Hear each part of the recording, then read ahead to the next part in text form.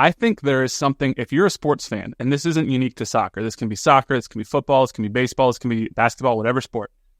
There is something that I think is almost more entertaining if you are a fan of just the sport and you get to a high-pressure game like a playoff and you're truly neutral, where you're not living and dying with every shot, with every goal, with every touchdown, with every run. You're just sitting there just for the chaos. Thanks for listening to KC Sports Network, proudly presented by Emprise Bank. If you're thinking about starting a business or know someone who is, check out Emprise Bank's SBA loans. It's always good to know your options, and they can be your partner in possible. What's going on, my friends, and welcome back to another episode of No Other Pod. I'm Jimmy, along with my good buddy Daniel Kooser. Dan, you got that KC Current jersey on there. You had a big interview this week. You're on currently. How you doing, bro? If we're gonna record on KC Current game day, I'm gonna show out. I mean, I'm not gonna change shirts. You know, it's just being authentic. That's right. And you might as well treat it as Red Sunday because we couldn't record on our regular Monday because the Chiefs are playing. Mm-hmm. What a time! Feeling good. Yeah, it's true. It's an important game in terms of momentum for the Current. I'm sure if y'all listen to Currently, you know all about it. As it turns out, they are locked into the 4th seed because of results on Saturday. So, there's some injuries, but hey, it's a game where you want to get some momentum going into the playoffs this upcoming Saturday. So make sure you check out Currently with Dan and Chris this week to get your playoff preview right here on KCSN Soccer. So, and if you haven't listened to the Kayla Sharples interview, what are you doing? Get out there, listen to it. That was a surprise one. Did you listen to it? I have. It's great. I love it. It was man, she was a talker in a good way. You know what I mean? It wasn't like putting us to sleep or nothing. It was very informative stuff and very cool that, she played a massive amount of time with Bay FC this year. So it's cool to hear about that. For sure. Yeah. And a huge midseason acquisition for the Current to help sort of stabilize that back line. So good stuff. It's a great pull for Currently. Really, really cool. Good work over there. Thank you. I have to ask you, because, as we should say, if you're listening to this on Monday, tomorrow's election day. We mentioned it last week. Get out there and vote. Make sure you're using your constitutional right to make your voice heard. That's what we'll say. You know what I'm most looking forward to? One of the things I'm most looking forward to, outside of the existential dread, hopefully going away, that I'm constantly feeling, is no more damn political text messages. It's been so bad. It is. I knew it was bad in years past. I feel like it is exponentially worse this year. Dude, emails too. I'm not going to lie to you. I don't know how I got on some list, but I get an email from Donald Trump multiple times a day. And I'm like, how do I get out of this? What was I signed up for? Yeah. Crazy. All those tweets you do. We've seen them. We know what you believe. Oh, you found my burner? Dude, it's been a weird election year. I don't know. You kind of live in your own bubble, right? Your own little echo chamber. Yeah. You hear what you want to hear and who you surround yourself with. So, and I don't bring it up to like try to sway people one way or the other. Honestly, at this point, if you haven't made up your mind, I guess you're living under a rock. I don't know, but honestly, I'm sure it's the same way across the aisle on both sides. So many text messages, and I'm sure 98% of them are scams. Like, sure. I never click on any link that I get sent in a text message. I never even, I don't know if you do this, I never even reply stop, because it'll be like, so stop to finish. Oh, I do reply stop. The reason I don't is because if they're spam texts and they're phishing, then even if you don't click the link, if you reply to them, they're like, there's a real person on the other end. Oh, shit. So I always just delete them. And then like on my I don't know if it's the same for, I have T-Mobile. I don't know if this is an iPhone thing or a T-Mobile thing. There's a delete and report junk. Report spam. And I don't think it probably helps all that much, but probably not. It's so bad, man. It's awful. I just got one right now. Literally, as on my computer, as we're talking, it's like, hi, Jimmy, this is Kamala Harris. And I'm like, first off, it's not. Don't lie to me. She's talking. How cool was that? She was on SNL. I got a text from Kamala. I got a text from Barack. I got a text from everybody. I don't know how they got my number. See, speaking of echo chambers, the echo chamber I live in is voting for dogs' Halloween costumes. Oh, hell yeah. Just hit my mic. Your dog, thanks to mine and Marissa's votes, I'm sure, was won the doggy daycare Halloween contest, little Wonder Woman Riley won the Camp Bow Wow daycare contest. Okay, so the funniest thing about this is I did not know this was happening. I send her to doggy daycare, okay? And she goes there a few times a week when I have to go to the office. Put her in a costume? They put her in a costume. What the F? I get on Instagram, and occasionally, I follow them on Instagram because they occasionally take pictures and put them up of them playing or whatnot. Sure. Every so often, I'm like, oh, there's Riley. She's having a good time. I get on Instagram, and they're like, oh, costume contest. And I'm like, that's kind of funny. So I'm scrolling through. And then right there in the middle of their little carousel, I see Riley dressed up as Wonder Woman, like full costume, full like Wonder Woman head piece and everything. Yeah. I'm like, what? And then I go on Facebook, and they're like, it's a contest. And before I even saw it, she was winning. She had like 5 votes. Do this. I didn't do this. And I was like, well, hell yeah. If she can get a free bath out of this, I'm going to whip up the votes on this shit. And so I start sharing it, and I send it to my family. I'm like, hey, go vote for Riley, because clearly she's got the best costume anyway. And how'd they pick that? Like that? Why wouldn't they tell the owners to dress their dogs up? Right. But I'm like, hey, I'll take it. And there was a second place dog that was, dressed as Beetlejuice, I believe, who, Yeah, if you ain't first, you're last. We're not talking about that. Bitch ass cannoli has nothing on Riley. So it's, I'm sure cannoli is a wonderful little dog, but it's, man, oh man. Riley won it going away, dressed as Wonder Woman. I retweeted it. I put it on my Instagram. I was very proud of her. I got the Wonder Woman theme and everything. And it's the first time she's ever been in a costume, so I'm surprised she let it happen, honestly.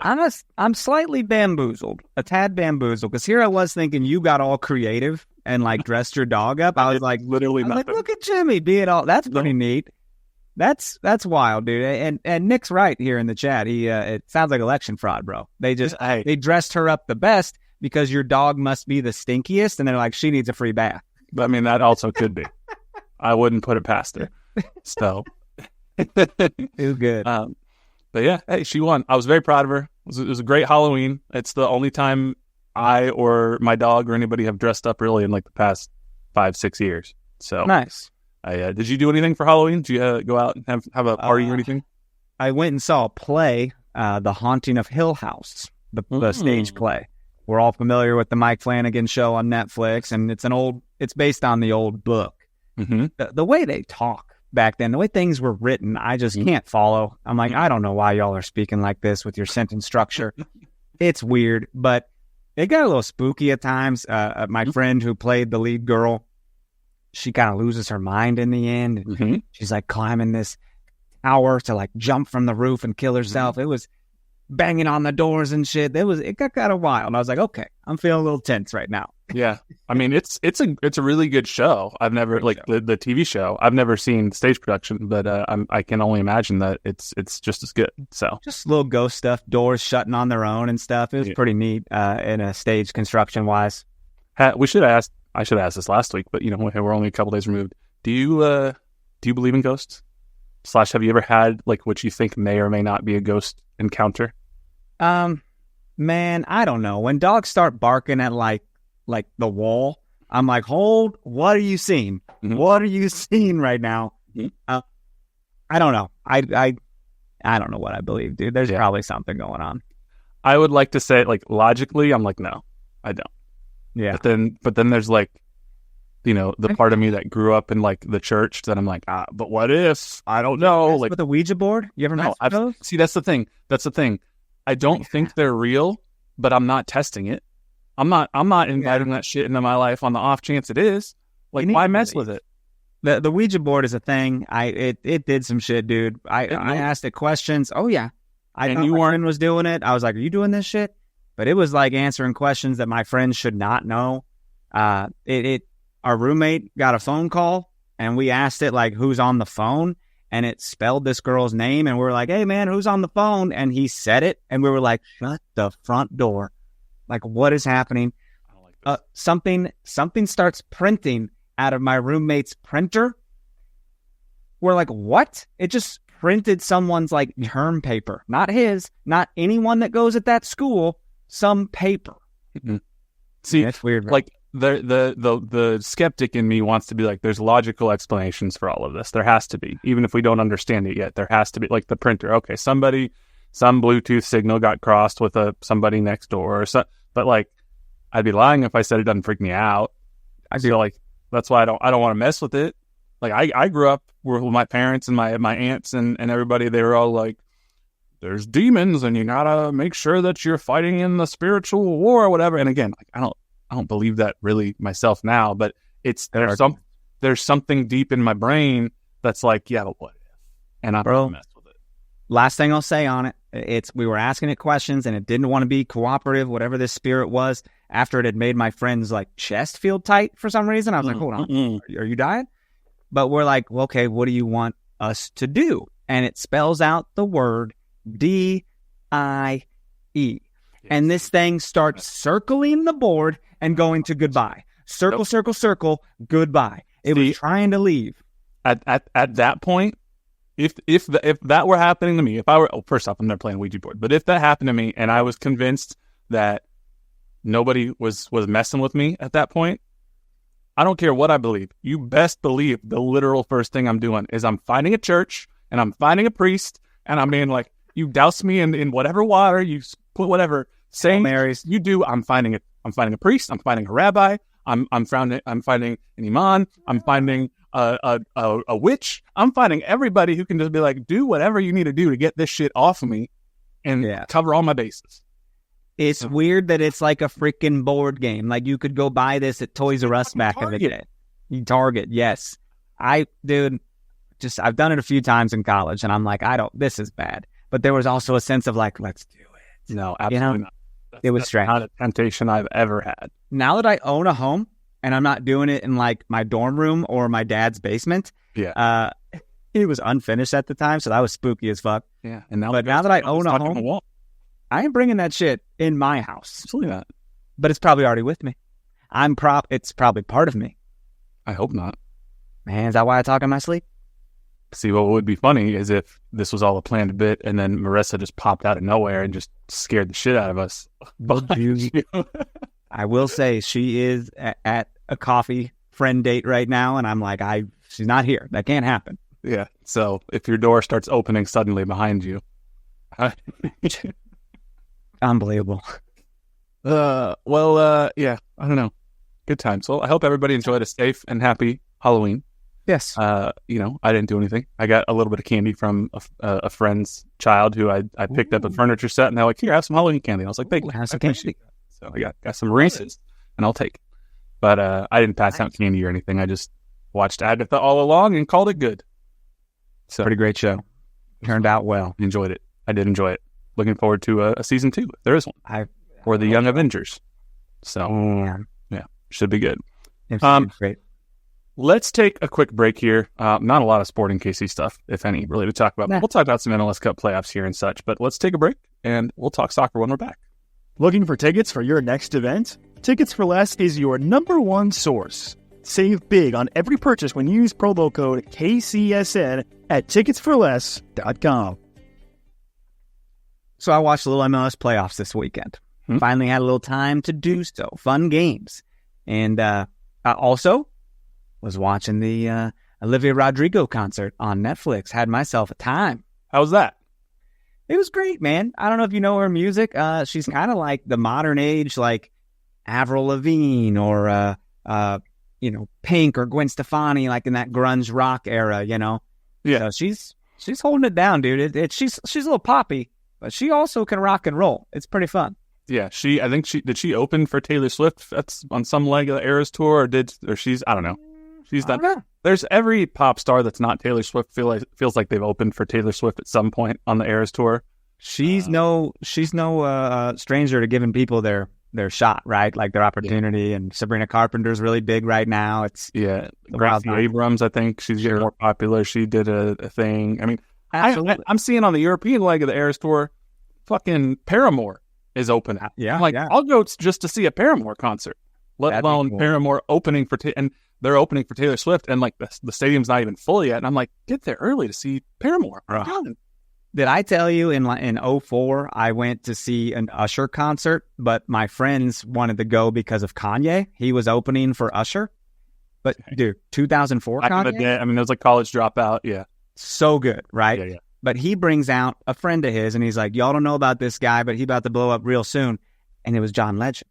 Kanye brought out his friend at the time, John Legend. So ever since then, I was like, keep an eye on John Legend, man, and look at that guy now. It's crazy. Yeah. College. I just looked up. College Dropout was exactly 2004.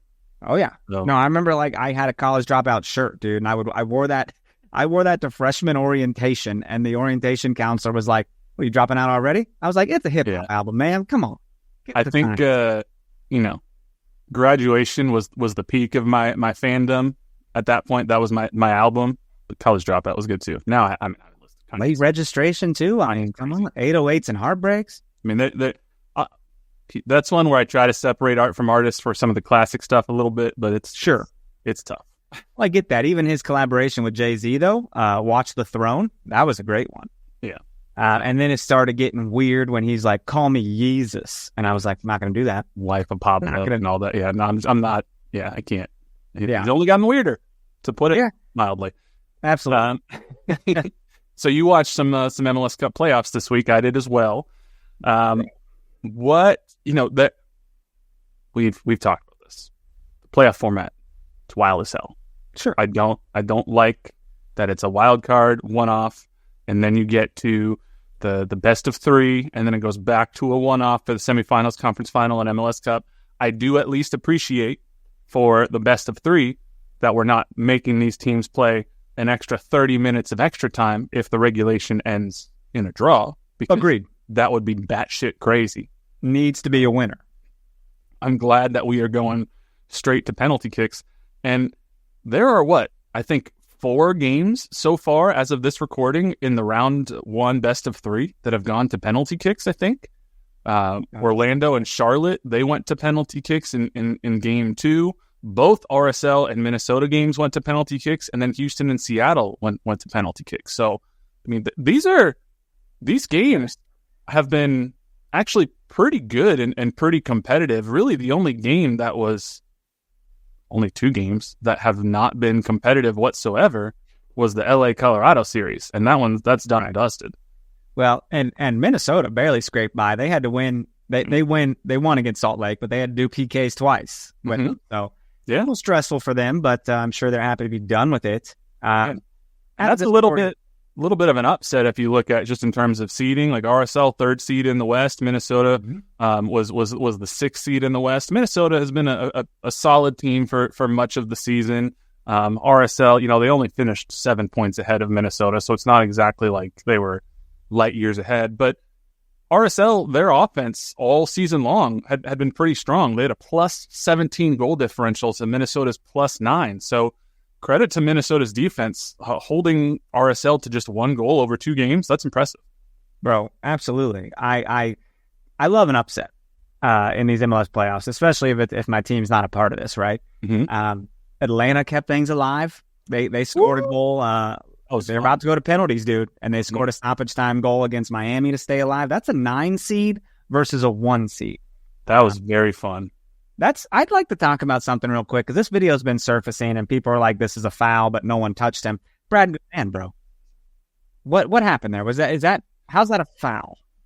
So, Herc Gomez, I thought that he said it's a foul, and so the line of thinking behind it, because for those of you who didn't see it, basically, I forget which Miami player it was, but Brad Guzan had the ball in the box for Atlanta United, and he was running up to take, he was going to punt it down the field to spring a counterattack, basically. So he had it in his hands.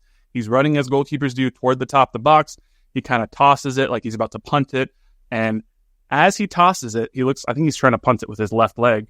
A Miami player who's sort of running parallel to Brad Guzan, but probably 3 to 4 feet to the left of Brad Guzan, kind of dips his shoulder and sort of takes a single step in toward where the ball is. Now, Brad Guzan, I'm trying to illustrate this picture, threw the ball toward his left foot, so he threw it toward the Miami player. Yeah. The Miami player takes 1 step in. Brad Guzan sees the Miami player coming, and to be clear, the Miami player does not touch the ball and does not touch Brad Guzan. No. But Brad Guzan sees sort of out of his periphery the Miami player coming in and kind of stops halfway through his kick. And I think his foot sort of catches the turf and he kind of falls. The ball just falls to the ground. Miami the Miami player sends the ball to the center of the box, and then there's just a little chip shot over the defense, and Miami gets a goal. And the ref immediately started waving like no to all the Atlanta players who were complaining. Like Guzan was there and all the defenders were, and he was like, no. And he immediately points to the center spot. That's a goal. And I guess the thought from a lot of people is, well, he didn't make contact with Guzan. He didn't make contact with the ball, so it's not a foul. Herc's point, and the point I've seen some other people make is he doesn't have to make contact with Guzan or the ball in order to interfere with Guzan's ability to kick the ball. If Guzan would have continued on with the kick, he could have potentially injured himself or the Miami player, because the thought is it would have been impossible for him to follow through with the kick without touching the Miami player. So it's tough, man. It's reckless, and I feel that do you just try to take the foul, just go through with it and see what happens? I mean, he should have waited till they cleared out. You know how everyone kind of swarms the keeper to try to keep him from sending it downfield, and it's like, then he should have just taken a minute until they clear the box. What do you do if you get a rebound in basketball? You clear the box. You get it out of here. Right. I get wanting to try to spring an attack quickly. But this is not unusual. This is not new. How many times do you see a defender sort of run in front of the goalkeeper, and then the goalkeeper's like, oh, what is that? And then they have to sort of reset, and the ref's like, you be careful. You don't do that again. Naughty. It's a warning. And that's usually about it. This is the first time I've seen a goalkeeper start to go through and then abandon it. And you're right. I mean, honestly, if this is not going to be called a foul, and I'm not going to pretend and sit here and say should it or shouldn't be, I don't know. If I were in Atlanta's situation and I were a fan, I'd probably be in this, or if this happened to Sporting and it was Tim Melia, I'd probably be like, that's a foul. He crowded his ability to safely execute a kick. If it were, let's say roles were reversed and this was, 2014 and that was Dom Dwyer who was being a little turd and stepped in front of the goalkeeper, I'd probably be like, smart play. That's exactly what you should do. So I don't know, but I think what it will do, I think you're right, is it'll force goalkeepers to just be like, I guess I'm just going to have to kick the shit out of this guy and we'll see what happens. Just wait a minute. Just let him clear out, but it's different. Now, don't get me wrong. I don't like Atlanta, but I also don't like Miami. So I'm really just kind of cheering for the drama. I like that Atlanta got this 1-goal lead at the end to force a game 3 out of this. Right. Because that's exciting. Who doesn't want to see Miami go down? But there's also a huge amount of people that want to see Miami succeed to the highest standard here. Yeah, it was Silva who scored in the 90+ fourth minute. And yeah, that's what ultimately sent it a 2-1 victory. I kind of wonder what's Don Garber and MLS feeling right now, because on one hand, or Apple, on one hand, they're like, well, this is great. We get another Messi game.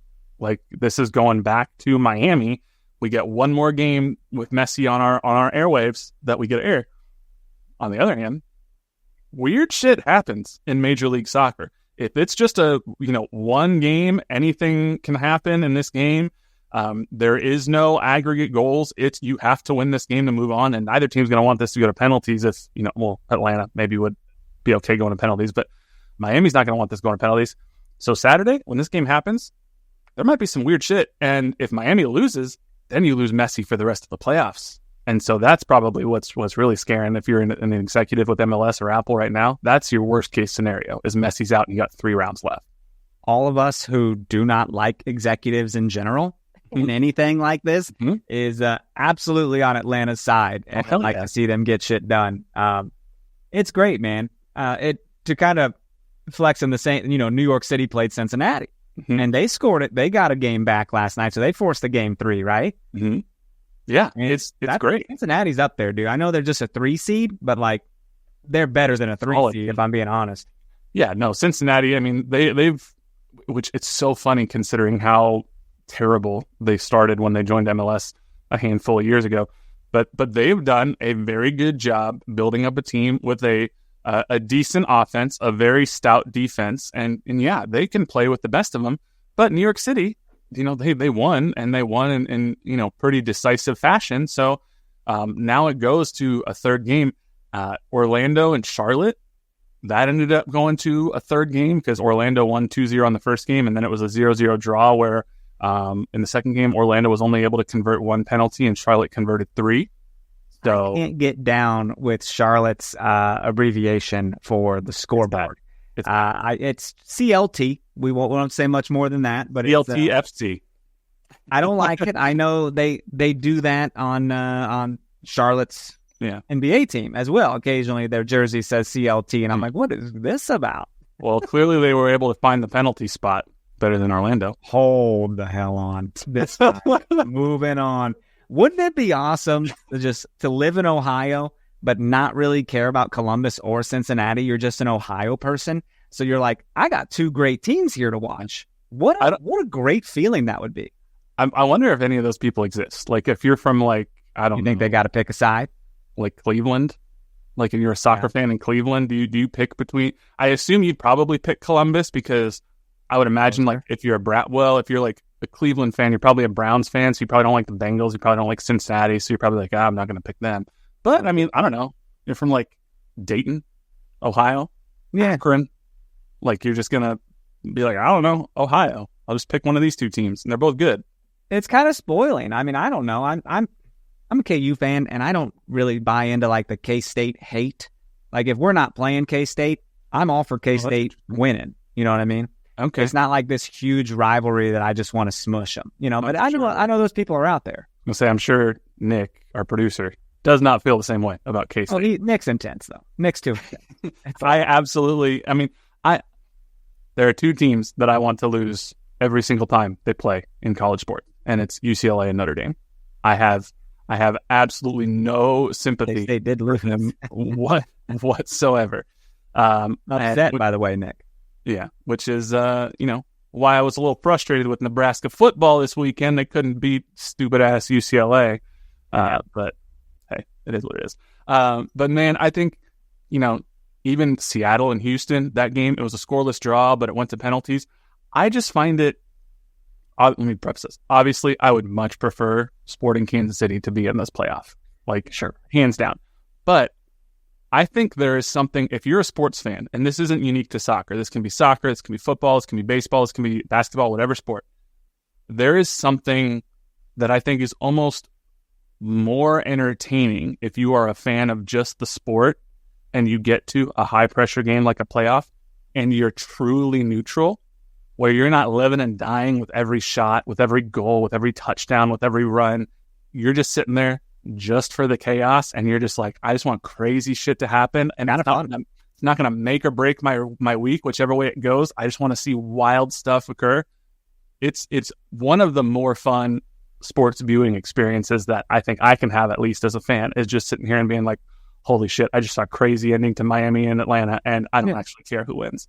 And it's soccer. It's not like I'm not that way in NFL, because now you're committing to like a 3.5 hour game, depending on who it is. But like soccer, 2 hours and it's done. It's not a huge commitment, but if you show up just for like some chaos, man, it's been pretty rewarding and fun for someone whose team is not a part of it.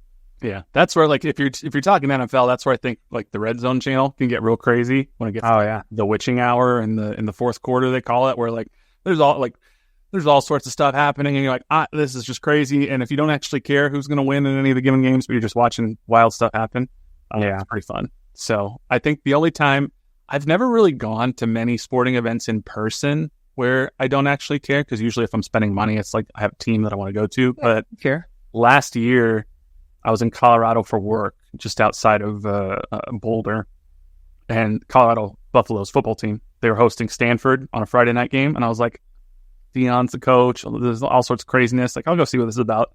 I like college football, so I bought a ticket, and it was a game where Colorado was up by like 4 or 5 touchdowns at halftime, and then in the second half, and I bought a pretty good seat because it was the day of, so I'm sitting on like the 45-yard line. All the Colorado like rich alumni are around me. There's a guy in a literal gold sequin jacket who's like just passing out champagne to people, and then in the second half, a single Stanford receiver got like 4 touchdowns and 300 yards, and Stanford came back and won. And it was so much fun to just sit there as a neutral and watch all of the Colorado fans go from as high as they could possibly be to MFing Deion and the coaches and the players, and just me sitting there being like, this is hilarious.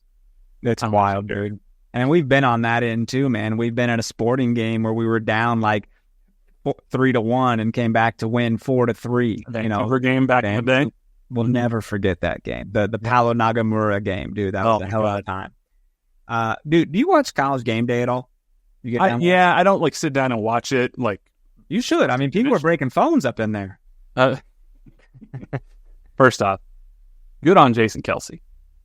Like also, but is it though? Like you can't hear a slur and then repeat and then hurt someone for that and then repeat the slur. I'm not gonna sit here and defend it because it's not like that part. I had some questions about. I have seen people online who are part of that community who are like, I actually think that I don't think he was using it in a derogatory way. He was more just being like, if you're gonna say it to me, like this is how it feels. Like if I say it back to you, but I'm not gonna sit here and defend it. Like I wouldn't have done it. But also, like I think this is that thing. Like it happens to me sometimes. Like people say wild shit to you on social media or through a phone where they feel like there's no consequences for it. So to walk up to a literal NFL offensive lineman 1 year removed from playing, who's going to be a first ballot Hall of Famer, and feel like you can say shit about his family to his face, like, yeah, you can fuck around, you're going to find out. He should. I mean, obviously, violence is never the answer, but it's created quite the viral moment. Who knows? Maybe it was planned. Maybe it was produced. I don't think it was. But also, I think, like, dude, he could have just made this dude famous and be like, hold on, what'd you say? Like, say it for the cameras again. What did you say, you ignorant piece of shit? He could have, yeah. No, yes, disclaimer. Jason Kelce probably should not have smashed a guy's phone and all that. But, I'm not gonna sit here and chastise him for it because talk shit about somebody's family, like you're gonna get what's coming. It's the same thing. Guy. I don't know if you saw the story with Joel Embiid from last night. There was reports that he at first they said assaulted a reporter in the locker room, and then there was rumors about punching or whatnot.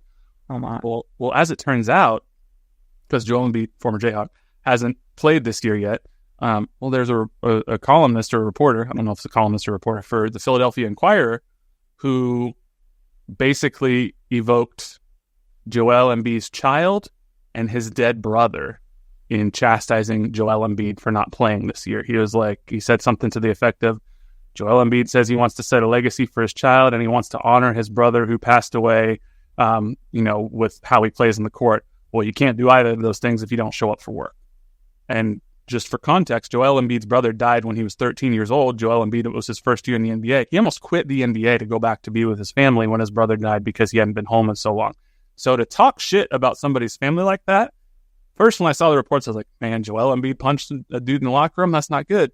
Then I see what the dude said, and I'm like, go right ahead. Chat shit, get hit.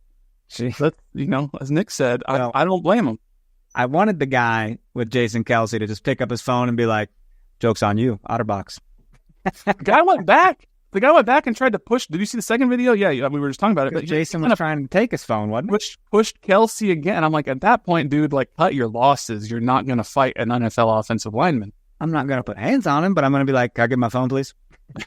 So, I don't know, man. But it's wild being a sports fan and just getting to watch some of these games as a true neutral. I mean, I think if you look at sort of, okay, what's already been decided, LA and Minnesota. LA is the clear favorite in that situation there.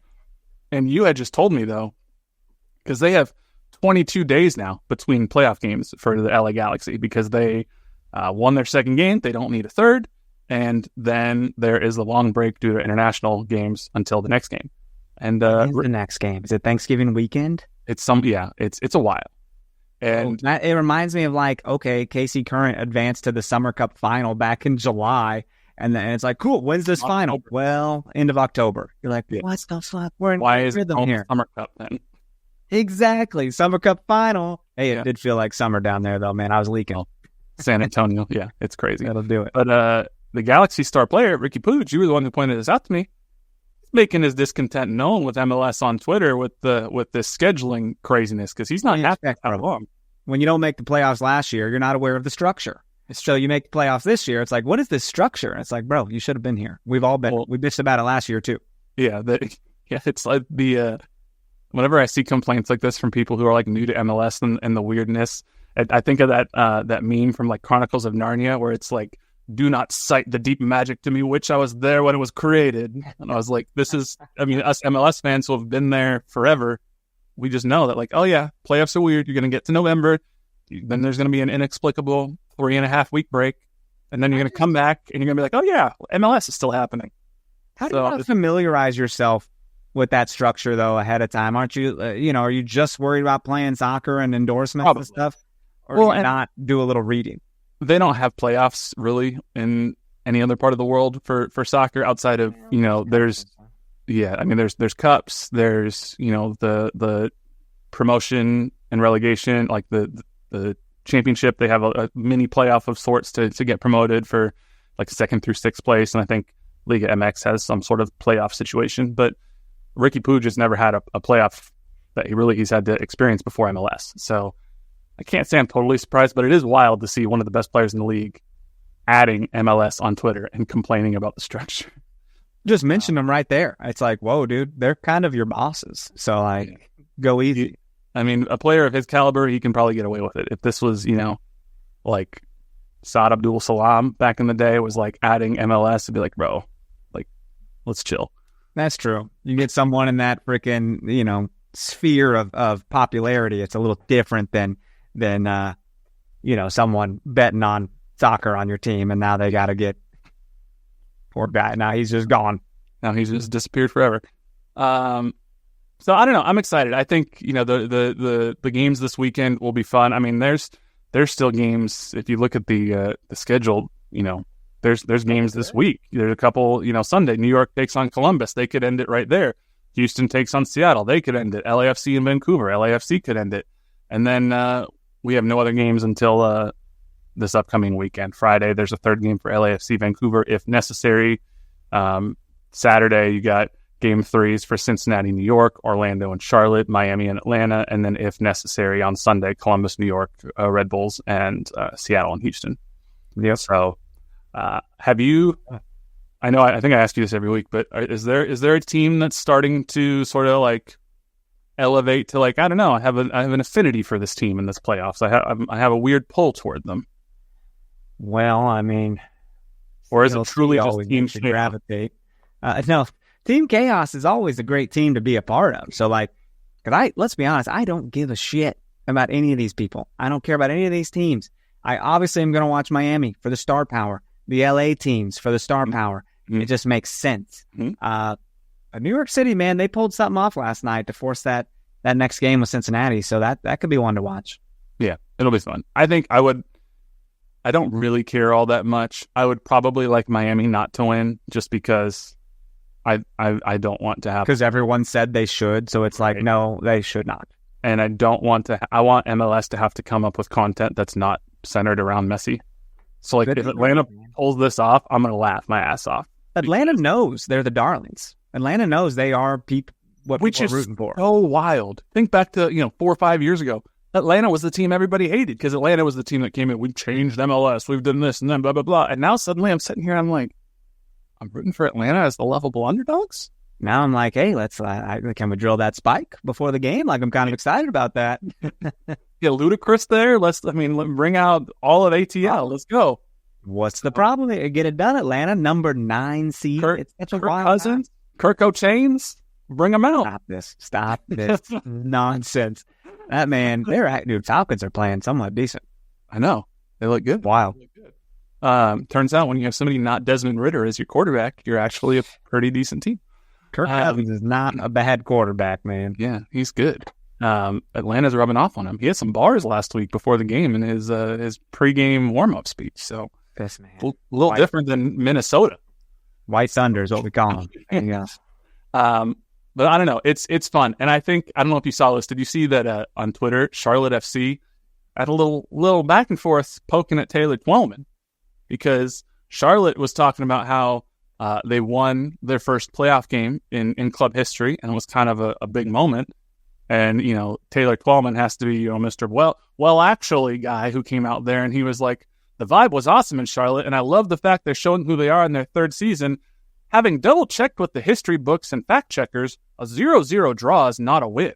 MLS Cup in 2022 is still a draw with LAFC winning on penalties. Charlotte can win their first ever playoff game next week on Apple TV. And then Charlotte put up a picture of one of their players lifting up like a patch of grass, and they just go, trying to find the part where we asked. And I was like, a team going at probably the most famous commentator that way cracked me up. But I just nobody likes actually guy. They, for all intents and purposes, they won the game. So coming out and being like, you didn't actually win the game because the history books it'll go down as a draw. I do want to say though, this hurts more to say you guys haven't even scored a goal. Well, that's true. Yes, you haven't won a game, but okay, we'll say you won on penalties, but you haven't scored a goal. Yeah, not on penalties. So yeah, we'll see what happens, man. Because Orlando's pretty good too. So it's shaping up. I'm done with this best of 3. Let's move on. It's so. I mean, thinking about that Atlanta and Montreal game where you knew that this was going to come down to penalties, and there is no second or third game to save you if you lose this. There's just something about a do or die situation. It's the same thing that makes playoff baseball so much fun. When you get into a World Series and you're like, I have to win or I'm going to go home, and you start throwing out starters as relievers and craziness is happening. It's just, that's what sports is about. And it's so much fun. Absolutely. The only other things I was going to mention, we still have we haven't really talked about Sporting KC this episode, but as we said, there's no news on roster moves. Nothing has come out of any sort of value in terms of news items. I did see that Johnny Russell, Tim Melia, Benny Feilhaber, and Roger Espinoza went to break through together. So that's about the biggest news item for Sporting KC of this week. So hopefully they had a good time there. A couple news items. Portland Timbers re-signed Diego Chara for 2025. This dude has been in the league for 15 years. He's got 399 appearances, which is an MLS record for most appearances with a single club. He's going to be almost 40 years old next year.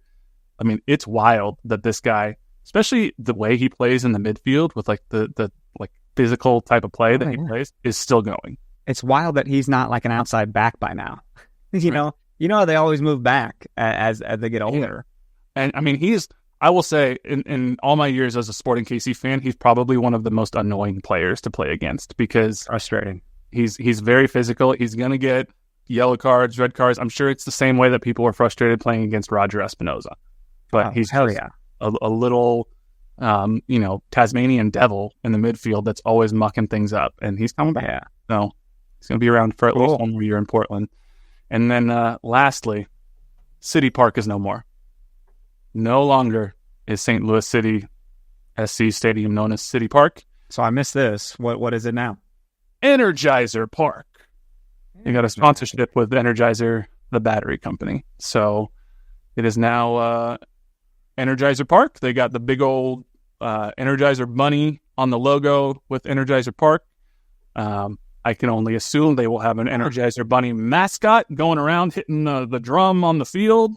I don't hate it. I've been a fan of that bunny since I was a kid. My grandma had a little 1.5 foot tall thing that had the drums, dude, had his little flip-flops on. The dude's killing it. Not only is he an instrumentalist, but he does it in flip-flops. And marching band, you need good footwear. So it's very weird. I'm not going to take credit for this because I wasn't clever enough to think of it, but I had a friend who pointed this out in a soccer chat that I'm in. They were like, it's going to be called Energizer Park. They should just refer to the stadium as the Battery. It's kind of cool if you're just we're going to play at the Battery today. Because Energizer, not fans would call it that. Kind of a badass name. It's we're going down to the Battery. Yeah. I dig it. I don't know that they'll do it, but if fans started referring to, instead of City Park, I'm sure people will still call it City Park. It's the same way that I still call whatever it is, crypto.com arena, which I don't even think crypto.com is a thing anymore, but I still call it Staples Center. It's never not going to be the Staples Center to me. So I'm sure people will still call this City Park, but I occasionally pull out a Sporting Park out of the hat. It sounds good. CMP is actually pretty easy to say, but then you got CPKC just down the road, and I'm like, there's a lot CPK, of California Pizza Kitchen. Listen, delicious. Love me. What is time? Yeah, if you're a real OG, you might occasionally pull out Livestrong Park. No, you wouldn't. You wouldn't do that. Not when the man's a fraud. But Energizer Park. So it's hey, Good for them. At least we don't have to stylize City Park in all caps in one word anymore. Yes, thank you. Now it's Energizer Park. They look like they're just doing it all lowercase. Energizer Park. Capital E, capital P, that's it. So, well, it's just their branding, I guess. So, good for them. That's fun. That's about all I got this week. You got anything else for our good listeners? Sounds about it, man. Come on over to Currently. We got playoff soccer to talk about this week. So we'll see you guys on Wednesday. Yeah, absolutely. Thank you all so much for listening. Maybe this time next week we'll have some roster updates for Sporting KC. We'll see, and if not, we'll still be here talking MLS Cup playoffs and whatever else craziness we get into. But make sure you follow us on Twitter and Instagram at NoOtherPod, at Dan Kooser, at JCMac03. Leave us that 5-star rating and review wherever you get your podcasts. You can shoot us an email, nootherpod@gmail.com, and make sure you check us out on YouTube, KCSN Soccer on YouTube or the Kansas City Sports Network app. But until next time, he's Dan, I'm Jimmy. We'll catch y'all later. See ya. Boy, go surreal.